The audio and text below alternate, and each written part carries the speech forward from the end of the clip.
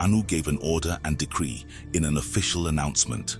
On Earth, that was the seventh day, a day of rest decreed by Enki in the beginning.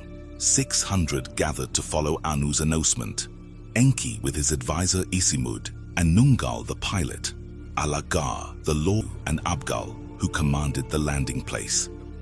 In the Aden, Enlil watched the transmission with Ninharsag and the maidens of her host who also accompanied her.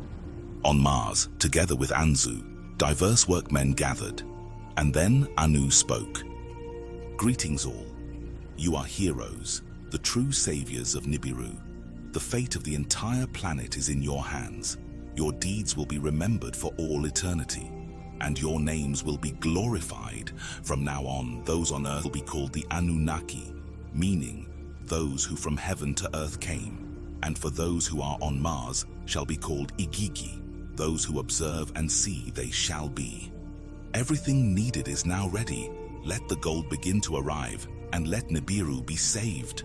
But Anu, in the distance on Nibiru, could not foresee the approaching of confusion that would come.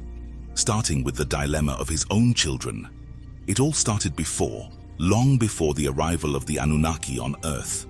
Enki was the eldest son of Anu, but he was not, however, the legitimate heir, as he was the son of a concubine.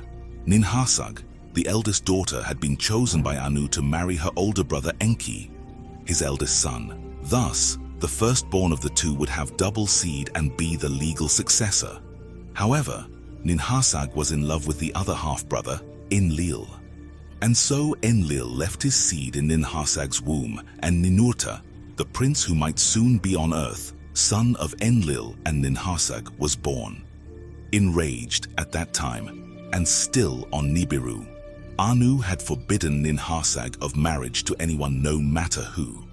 Then Enki married a princess, the daughter of Alalu, the beautiful Damkina. Enki and Damkina also had a son who was called Marduk, and it meant one born in a pure place. Thus Enki, Anu's eldest son, had a son by marriage, Marduk, and Enlil, Anu's rightful heir, had Ninurta, but not by marriage. Enlil's story in this respect had been developed on Earth, not Nibiru's. Enlil had fallen in love with Sud, who was one of Ninharsag's maidens while she was bathing in a cold mountain. Enlil took Sud to his abode in the cedar grove and offered her the elixir of the fruit of Nibiru that grew on Earth. The two drank, and Enlil made his intentions clear. However, Sud told him about her virginity and that her lips had never kissed anyone. But he laughed and kissed her, depositing the seed of life in her womb. Ninharsag deeming the action as immoral and denounced Enlil for judgment before the seven who judge. Enlil's sentence was exile to a land of no return, far from all cities. Abgal was Enlil's pilot, who took him to a distant land amid inhospitable mountains.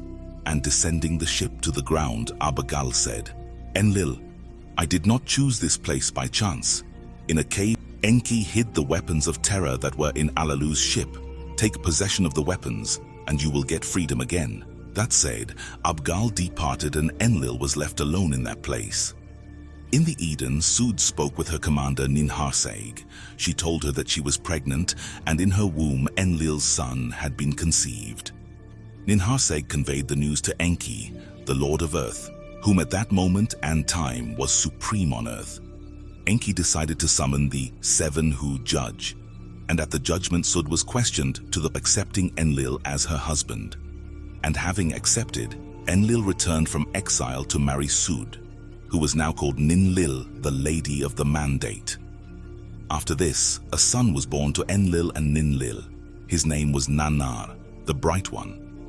And it was said that Nannar was the first child of two Anunnaki Atlanteans of Nibiru conceived on Earth. It was a royal seed from Nibiru conceived on Earth. As soon as Nannar, son of Enlil and Ninlil, was born, Enki decided to talk with Ninharsag. He had built his house in the Abzu and had adorned his dwelling with a bright metal taken from the depths, which he called silver. He also used lapis lazuli. Then he invited his half-sister to go with him to the Abzu and abandon her worship for Enlil. In the Abzu, Enki reminded Ninharsag about their engagement and their love. They kissed each other and Enki asked Ninhursag to give him a son. And from their union, a daughter was born. Enki was disappointed. Ninhursag encouraged him to know his daughter. But Enki said, "I will have a son with you, my sister." And so, another relationship they had, and another daughter was born. Enki shouted, "A son, I need a boy." Enraged, Ninhursag pronounced a curse on Enki. "May all food be poison in your viscera, that his jaw hurts and that his teeth and his ribs hurt." Enki's advisor, Isimud, summoned the Anunnaki to beseech Ninhursag for relief from the curse. And Enki swore to distance himself from Ninhursag's private parts, who immediately, one by one, removed all disease from Enki's body. Ninhursag thus returned to Eden to never marry no one, as was the bidding of Anu, her father. Enki, in turn, brought his son Marduk and his wife Damkina to earth. Enki had 5 more children by his wife Damkina, and also by concubines. Thus were born Nergal, Gibil, Ninagal, Ningishzida, and Dumuzi, his youngest son. On the other side of Anu's generation, Enlil and Ninhursag brought their son Ninurta to earth. Besides this, Enlil had another son by his wife Ninlil. Ishkur was his name.